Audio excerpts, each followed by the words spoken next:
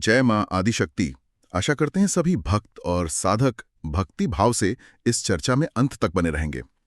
आज हम एक अत्यंत गहन, बहुत ही रहस्यमयी और दिव्य विषय के सागर में गोता लगाने जा रहे हैं जी। 10 महाविद्या। देखिए, ये केवल देवियों के नाम भर नहीं है। नहीं, बिल्कुल नहीं। ये तो उस एक पराशक्ति के, आप कह सकते हैं, 10 ब्रह्मांडीय चेहरे हैं। परम ज्ञान की 10 अलग अलग धाराएं हैं। बिल्कुल। जो सीधे चेतना के स्रोत तक ले जाती हैं। हाँ। सोचिए जरा, ये महाविद्या शब्द ही कितना गहरा है। महान विद्या है हाँ, ना? महान विद्या, जी। वो ज्ञान जो हमें जीवन के जो साधारण अनुभव हैं उनसे ऊपर उठाकर हमारे अंदर जो अनंत संभावनाएं छिपी हैं उनको जगाकर परम सत्य का मार्ग दिखाता है। सही कहा। ये वो शक्ति है जो हमारे अस्तित्व के, आप कहिए, हर कण में स्पंदन कर रही है। हर कण में। तो आज हम इन्हीं 10 स्वरूपों को समझने का, उनके रहस्य को अनुभव करने का प्रयास करेंगे। और ये समझना यहाँ बहुत महत्वपूर्ण है कि 10 महाविद्या का ये जो गहन ज्ञान है ना, हाँ। ये तंत्र शास्त्र की आत्मा से जुड़ा हुआ है। तंत्र से? जी हाँ, हाँ। तंत्र से। तंत्र जिसे कई बार लोग गलत समझ लेते हैं। हाँ, वो तो है। वो वास्तव में तनु यानी शरीर, उसके माध्यम से चेतना को त्र यानी मुक्त करने का विज्ञान है। हाँ। ये सृष्टि के उस मूल सिद्धांत पर आधारित है जहाँ सब कुछ शिव यानी परम चेतना, हाँ, चेतना, और शक्ति यानी क्रियात्मक ऊर्जा उन्हीं का नृत्य है। सब कुछ शिव और शक्ति का नृत्य। जी। कल्पना कीजिए जैसे शिव शांत स्थिर चेतना का एक महासागर है। हाँ। और शक्ति वो उस सागर में उठने वाली लहरें हैं, उसकी अभिव्यक्ति। हाँ, बिना शक्ति के तो शिव भी अप्रकट हैं, कह सकते हैं शव समान। हाँ। तो 10 महाविद्याएं इसी आदि पराशक्ति माँ दुर्गा की ही 10 प्रमुख अभिव्यक्तियां हैं। अच्छा, माँ दुर्गा की ही? जी हाँ, जो सृष्टि के सृजन से लेकर संहार तक फैली हैं और साधक को भी अज्ञान से परम ज्ञान तक ले जाने की क्षमता रखती हैं। ये उस परम ऊर्जा की उपासना का, आप कहिए, सर्वोच्च विज्ञान है। इनकी प्राकृतिक की कथा भी तो बहुत अद्भुत है ना? वो सिर्फ कहानी नहीं लगती, उसमें गहरा दर्शन छुपा है। बिल्कुल। कहते हैं जब माता सती अपने पिता दक्ष प्रजापति के यज्ञ में जाने के लिए हठ करने लगी। हाँ, और भगवान शिव ने उन्हें वहां जाने से मना किया। वो जानते थे कि वहां उनका अपमान होगा। हाँ। तब माता सती का क्रोध वो अपनी चरम सीमा पर पहुंच गया। और उस दिव्य क्रोध और संकल्प से उन्होंने अपनी योग माया का प्रयोग किया। योग माया से? जी। और 10 स्वरूप धारण कर लिए। 10 दिशाओं को रोक दिया, अवरुद्ध कर दिया। 10 दिशाओं को? हाँ। शिव जी जिस भी दिशा में जाने का प्रयास करते, उन्हें देवी का एक अलग, कभी तीव्र कभी सौम्य स्वरूप खड़ा मिलता। वो कहीं जा ही ना सके। अरे! तो ये दृश्य, ये प्रतीकात्मक है। हाँ, बिल्कुल। कि शक्ति ही सर्वव्यापी है। 10 दिशाओं में यानी संपूर्ण ब्रह्मांड में उसी का विस्तार है। चेतना यानी शिव उससे अलग या परे जा ही नहीं सकती। यही 10 दिव्य और शक्तिशाली स्वरूप 10 महाविद्या कहलाए। और हर स्वरूप एक विशेष ब्रह्मांडीय सिद्धांत और ज्ञान का प्रतीक है। तो चलिए अब जरा इन 10 महाविद्याओं के स्वरूपों को थोड़ा और निकट से जानने का प्रयास करते हैं। कौन है ये दिव्य शक्तियां? क्रम से अगर देखें तो सबसे पहले आती हैं माँ काली। माँ काली? जी। ये महाविद्याओं में प्रथम है, आदि शक्ति है। काल यानी समय, उस पर जिनका नियंत्रण है। महाकाल की शक्ति? महाकाल की शक्ति। दिखने में स्वरूप उग्र है, शमशान वासिनी है, मुंड माला धारण किए हुए हैं, लेकिन भक्तों के लिए परम करुणामयी। ये अज्ञान, अहंकार और भय का तुरंत नाश करती हैं, साधक को निर्भीक बनाती हैं और मोक्ष का मार्ग खोल देती हैं। ये वो अंधकार है जिसमें सब कुछ विलीन होता है और जिससे सब कुछ फिर से प्रकट होता है। काली समय की शक्ति, जो भय भी देती है और मुक्त भी करती है। अद्भुत। और दूसरी महाविद्या कौन है? दूसरी है माँ तारा। नाम से ही स्पष्ट है, तारने वाली, भवसागर से पार उतारने वाली। बिल्कुल। इन्हें नील सरस्वती भी कहते हैं, ज्ञान और वाणी की अधिष्ठात्री देवी। माँ तारा सिर्फ संकट से नहीं उबारती, बल्कि वो ब्रह्मांडीय शब्द या ध्वनि की शक्ति हैं। शब्द की शक्ति? हाँ। सोचिए, मौन से ज्ञान कैसे प्रकट होता है। तारा उसी रहस्यमयी परिवर्तन का प्रतीक है। वो संकट में बचाने वाली तीव्र करुणा भी है और परम ज्ञान का स्रोत भी। ज्ञान की देवी जो भवसागर से भी तार दें, अत्यंत करुणामयी लगती हैं। जी। तीसरी है माँ त्रिपुर सुंदरी। इन्हें षोडशी भी कहते हैं, ललिता भी कहते हैं। षोडशी, हाँ। ये श्री विद्या है। ब्रह्मांड का परम सौंदर्य, परम ऐश्वर्य और परम आनंद सब इन्हीं का स्वरूप है। सौम्य रूप है इनका, कमल पर विराजमान है। श्री यंत्र में इनका वास माना जाता है। श्री यंत्र में जी। त्रिपुर सुंदरी की विशेषता है कि ये भोग और मोक्ष दोनों एक साथ प्रदान करती हैं। भोग और मोक्ष दोनों। हाँ, ये जीवन के हर रस, हर सौंदर्य का अनुभव कराते हुए भी साधक को उससे परे अपने आत्म स्वरूप में स्थित होने का ज्ञान देती हैं। इसीलिए इन्हें राज राजेश्वरी भी कहा गया है। राज राजेश्वरी। फिर चौथी महाविद्या है माँ भुवनेश्वरी। भुवनेश्वरी। भुवन यानी संपूर्ण ब्रह्मांड, उसकी ईश्वरी। ये स्थान मतलब स्पेस की देवी हैं, जिसमें सब कुछ समाया हुआ है। जैसे पात्र में वस्तुएं होती हैं। हाँ, बिल्कुल वैसे ही। माँ भुवनेश्वरी की माया में ही सारा ब्रह्मांड स्थित है। कहते हैं इनकी कृपा से साधक को समस्त भौतिक सुख, आकर्षण शक्ति, वशीकरण और एक विस्तृत उदार चेतना प्राप्त होती है। त्रिपुर सुंदरी सौंदर्य और अनंत का चरम, और भुवनेश्वरी पूरे ब्रह्मांड को धारण करने वाली शक्ति। अरे, हर स्वरूप एक नया आयाम खोल रहा है जैसे। आगे कौन है? पांचवी है माँ भैरवी। त्रिपुर भैरवी भी कहलाती हैं। भैरवी ये काली का ही एक रूप है, पर इनमें तप की अग्नि प्रमुख है। तप की अग्नि। हाँ, प्रचंड उग्र शक्ति है ये, जो साधक के भीतर का मैल, वासनाएं, कर्म बंधन, उन सब को अपनी तप की अग्नि से जलाकर भस्म कर देती हैं। भस्म कर देती हैं। जी, ये कुंडलिनी जागरण की तीव्र साधना की देवी है। इनकी कृपा से साधक का आत्मबल और तेज इतना बढ़ जाता है कि कोई बाधा उसे फिर रोक नहीं पाती। और छठी है माँ छिन्नमस्ता। छिन्नमस्ता एक अत्यंत गूढ़ और विस्मयकारी स्वरूप। हाँ, मैंने सुना है, बहुत अलग है। जी, स्वयं अपना मस्तक काटकर अपने रक्त की धारा से अपनी दो योगिनियों डाकिनी और वर्णनी और स्वयं की भी भूख शांत करती हुई। अपना ही मस्तक काटकर। हाँ, ये आत्म बलिदान का प्रतीक है। अहंकार का पूर्ण विनाश, जीवन ऊर्जा यानी प्राण, उसके ऊर्ध्वगमन और जीवन मृत्यु के चक्र से परे जाने का अत्यंत तीव्र प्रतीक। अच्छा। ये कुंडलिनी के सुषुम्ना नाड़ी में प्रवेश और ब्रह्म रंध्र भेदन की अवस्था को भी दर्शाता है, ऐसा मानते हैं। छिन्नमस्ता, स्वयं का शीश काटकर जीवन देना। अरे, ये तो कल्पना से भी परे है। कितना गहरा दर्शन है इसमें। जी, अत्यंत गूढ़। सातवीं है माँ धूमावती। धूमावती। इन्हें ज्येष्ठा या अलक्ष्मी भी कहते हैं। विधवा स्वरूप है, बिखरे बाल हैं, कौवे के रथ पर सवार। कौवे के रथ पर? हाँ, पहली नजर में ये अभाव, रिक्तता, वियोग और निराशा की देवी प्रतीत होती हैं। लेकिन वास्तव में ये साधक को संसार के जो क्षणभंगुर सुख है उनके मोह से मुक्त कराती हैं, परम वैराग्य और ज्ञान प्रदान करती हैं। वैराग्य, ये वो शून्य है जहां पहुंचकर ही पूर्णता का अनुभव होता है। कहते हैं सृष्टि के प्रलय के बाद यही अकेली शक्ति बची रहती है। प्रलय के बाद की शक्ति। आठवीं है माँ बगलामुखी, पीताम्बरा देवी। बगलामुखी। इनकी शक्ति है स्तंभन, रोक देना। रोक देना कैसे? ये शत्रुओं की गति, उनकी मति, उनकी वाणी सबको स्तंभित कर देती हैं, रोक देती हैं।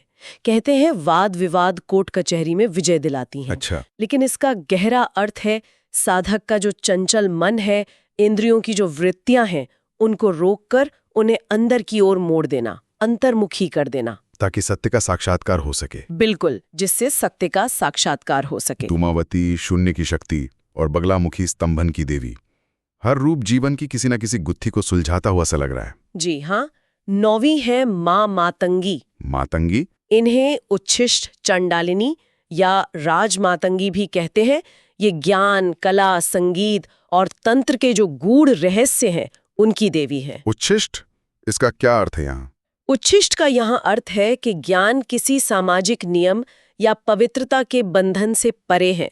वो जीवन के हर अनुभव में मिल सकता है, यहाँ तक कि जिसे समाज त्याज्य समझता है उसमें भी ज्ञान उपलब्ध है। अच्छा, ये बात है। माँ मातंगी साधक को अलौकिक वक्तृत्व क्षमता और समस्त कलाओं में निपुणता प्रदान करती हैं। और 10वीं अंतिम महाविद्या? 10वीं और अंतिम महाविद्या है माँ कमला या कमलात्मिका। कमला, लक्ष्मी जी का स्वरूप। जी, साक्षात लक्ष्मी का ही तांत्रिक स्वरूप है ये। स्वर्ण वर्ण है, कमल पर आसीन है, हाथी स्वर्ण कलशों से अभिषेक कर रहे हैं। हाँ, वो चित्र देखा है। ये धन, धान्य, सौभाग्य, समृद्धि, ऐश्वर्य और भौतिक जगत की जो भी पूर्णता है वो सब प्रदान करती हैं। इनकी साधना दरिद्रता का नाश करती है और साधक को श्री संपन्न बनाती है। वाह, मतलब काली के संहार से लेकर कमला की समृद्धि तक, हाँ, धूमावती के शून्य से लेकर त्रिपुर सुंदरी के परम सौंदर्य तक।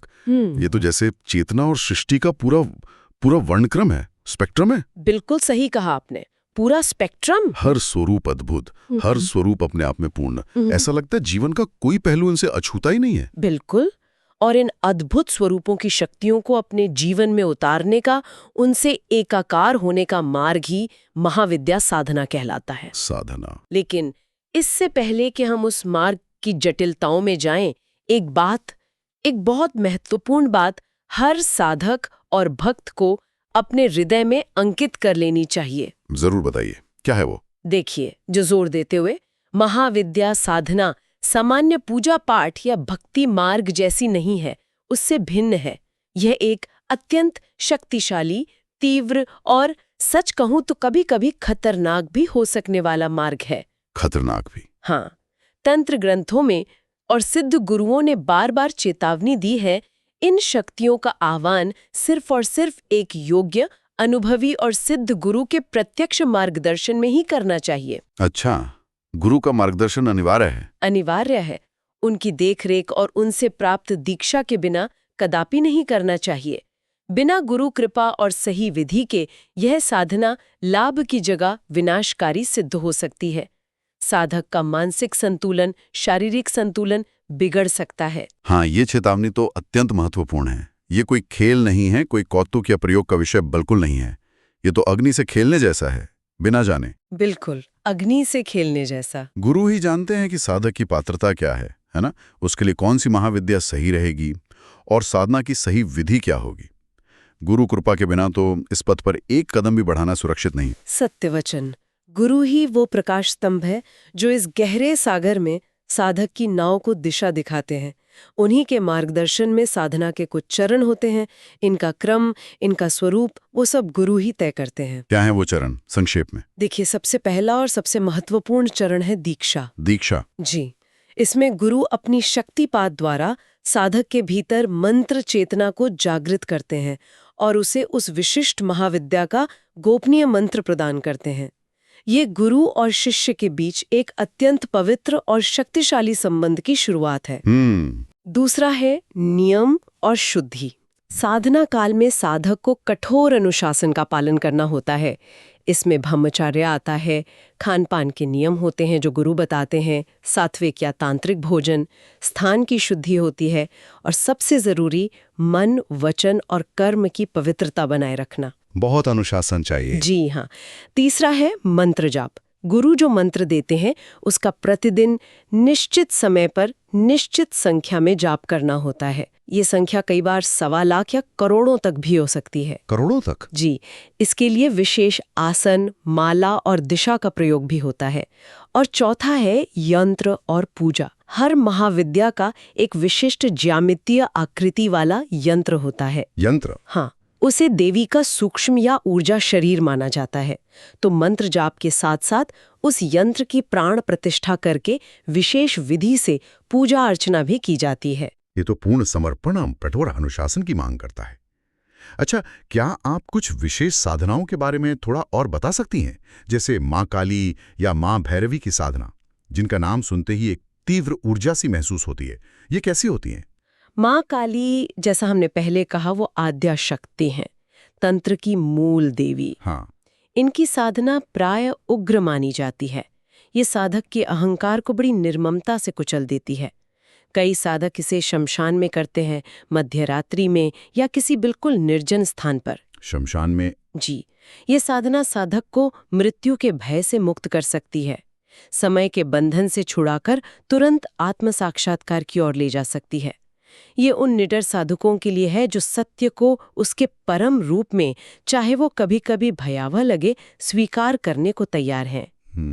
निडर साधकों के लिए। और माँ भैरवी, वो तो तप की ज्वालामुखी हैं। तप की ज्वालामुखी। भैरवी साधना साधक के भीतर तपस की अग्नि को प्रज्वलित करती है। ये कुंडलिनी जागरण की अत्यंत तीव्र विधियों में से एक है।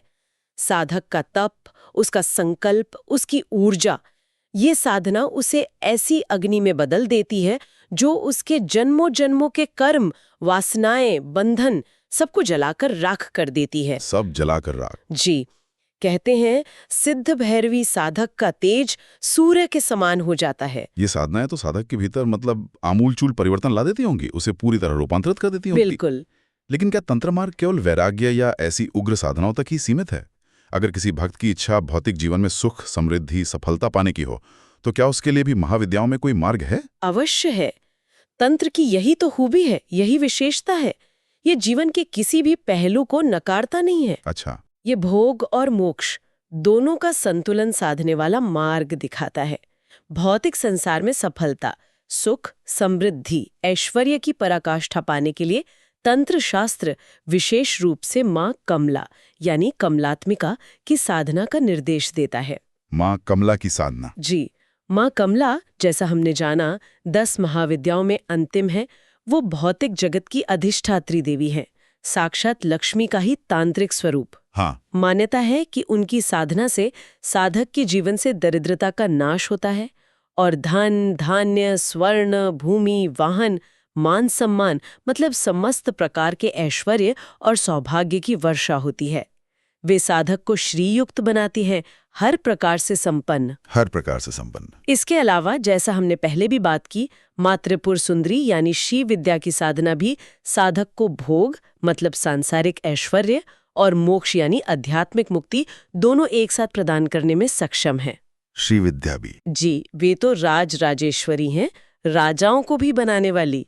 इनकी साधना अत्यंत गूढ़ है और जीवन में संतुलन और पूर्णता प्रदान करती है। ये समझना बहुत मतलब आश्वस्तकारक है कि ये दिव्य ज्ञान जीवन के हर आयाम को छूता है और इसे बेहतर बनाने का मार्ग दिखाता है, चाहे वो आंतरिक हो या बाहरी। बिल्कुल। अब इन साधनाओं में मंत्र और कवच के महत्व पर भी थोड़ा प्रकाश डालिए।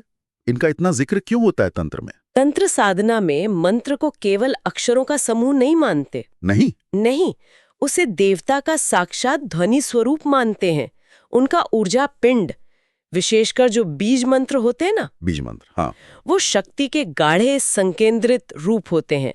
तो जब साधक पूरी श्रद्धा से, एकाग्रता से और गुरु द्वारा बताई गई विधि से मंत्र का जाप करता है, हाँ, तो वो उस मंत्र से जुड़ी जो ब्रह्मांडीय चेतना है यानी वो देवी शक्ति, हाँ, उसके साथ अपने आप को ट्यून कर रहा होता है, हाँ, लयबद्ध कर रहा होता है, जैसे रेडियो स्टेशन की तरह। हाँ, बिल्कुल वैसा ही समझिए। जैसे एक खास फ्रीक्वेंसी पर रेडियो स्टेशन पकड़ता है, वैसे ही मंत्र जाप से साधक का मन और शरीर उस दिव्य ऊर्जा के स्पंदन के साथ एक होने लगता है। अच्छा। मंत्र एक पुल है, एक सेतु है, एक डोर है जो साधक को उसकी आराध्य देवी से जोड़ता है। और निरंतर अभ्यास से क्या होता है, साधक स्वयं उस देवी के गुणों को आत्मसात करने लगता है, यहाँ तक कि उससे अभिन्न हो जाता है। अभिन्न हो जाता है। और कवच का क्या कार्य है? कवच का शाब्दिक अर्थ तो है ढाल, रक्षा का आवरण। ढाल। किसी भी देवता या देवी का कवच, जैसे दुर्गा कवच है, काली कवच है या 10 महाविद्या कवच है, ये विशेष मंत्रों या स्तोत्रों का एक संग्रह होता है जिसे सिद्ध करने या नियमित पाठ करने से ऐसी मान्यता है कि साधक के चारों ओर एक अभेद्य आध्यात्मिक सुरक्षा चक्र बन जाता है। एक सुरक्षा चक्र। जी, खास तौर पर जब साधक तीव्र या उग्र साधनाओं में लगता है तो कई तरह की नकारात्मक शक्तियां, बाहरी बाधाएं या उसके खुद के अंदर के पुराने संस्कार वो उस पर हमला कर सकते हैं। अच्छा, ऐसा भी होता है? हाँ, बिल्कुल। तो कवच साधक को इन सभी ज्ञात अज्ञात शत्रुओं से, बाधाओं से, दुर्घटनाओं से, रोगों से और नकारात्मक प्रभावों से बचाता है। ये दृढ़ मान्यता है। तंत्र के जो जानकार गुरुजन हैं वो साफ कहते हैं कि बिना कवच धारण किए या उसे सिद्ध किए उग्र साधनाओं में आगे बढ़ना बहुत जोखिम भरा हो सकता है। जोखिम भरा? हाँ, ये साधक की अदृश्य ढाल है। तो अंततः इतनी गहन, इतनी अनुशासित और समर्पण भरी साधना के बाद साधक के जीवन में, उसकी चेतना में क्या रूपांतरण आता है? इसका अंतिम फल क्या है? देखिए, इसका फल केवल कुछ चमत्कारिक सिद्धियां पा लेना या सांसारिक इच्छाएं पूरी करना भर नहीं है, हालांकि वो भी संभव है। हाँ। पर ये वास्तव में चेतना का पूर्ण कायाकल्प है, एक गहरा आध्यात्मिक जागरण। आध्यात्मिक जागरण। हाँ, अगर भौतिक स्तर पर देखें तो साधक को अष्टसिद्धि, नवनिधियां मिल सकती हैं। शत्रुओं पर विजय, रोगों से मुक्ति, दरिद्रता का नाश, ये सब संभव है। उसके व्यक्तित्व में एक अद्भुत तेज आ सकता है, आत्मविश्वास, आकर्षण शक्ति आ सकती है। मानसिक स्तर पर, जो कि और भी महत्वपूर्ण है, उसके अंदर से भय, चिंता, क्रोध, अवसाद, ये सब जो नकारात्मक भाव है वो नष्ट होने लगते हैं। ये तो बहुत बड़ी बात है। जी, अज्ञान का पर्दा हटता है और उसकी चेतना का विस्तार होता है। उसे सृष्टि और अपने अस्तित्व के गहरे रहस्य समझ आने लगते हैं। और अंततः आध्यात्मिक स्तर पर साधक की जो सोई हुई कुंडलिनी शक्ति है वो जागृत होती है। कुंडलिनी जागरण। हाँ, वो अपने सीमित, बंधनग्रस्त जीव भाव से ऊपर उठता है और अपने वास्तविक, असीम, आनंदमय शिव स्वरूप की ओर यात्रा करता है। उसे आत्मज्ञान होता है, सेल्फ रियलाइजेशन, और अंततः मोक्ष मिलता है, यानी जीवन मृत्यु के चक्र से पूरी मुक्ति, जिसे इस साधना का परम लक्ष्य माना गया है। ये तो वास्तव में जीवन को जड़ से बदल देने वाला ज्ञान है। एक साधारण मनुष्य को देवत्व की ओर ले जाने वाला विज्ञान है ये। बिल्कुल। ये केवल पूजा पाठ की विधि नहीं, बल्कि अपने ही ब्रह्मांडीय स्वरूप को जानने और उसमें स्थित होने का मार्ग है। सही कहा आपने, स्वयं को जानने का मार्ग। तो आज हमने 10 महाविद्याओं के इस अद्भुत, रहस्यमय और शक्तिशाली लोक में एक छोटी सी यात्रा की, समझने का प्रयास किया कि कैसे शक्ति के ये 10 अलग अलग चेहरे हमारे अंदर और इस ब्रह्मांड में मौजूद ऊर्जा और चेतना के विभिन्न पहलुओं का प्रतिनिधित्व करते हैं। जी। संघार से सृजन तक, शून्य से पूर्णता तक, अज्ञान से परम ज्ञान तक। बिल्कुल। और ये ज्ञान हमें ये आशा और विश्वास भी दिलाता है कि जीवन के किसी भी लक्ष्य को साधा जा सकता है, चाहे वो भौतिक समृद्धि हो या आध्यात्मिक पराकाष्ठा। हाँ।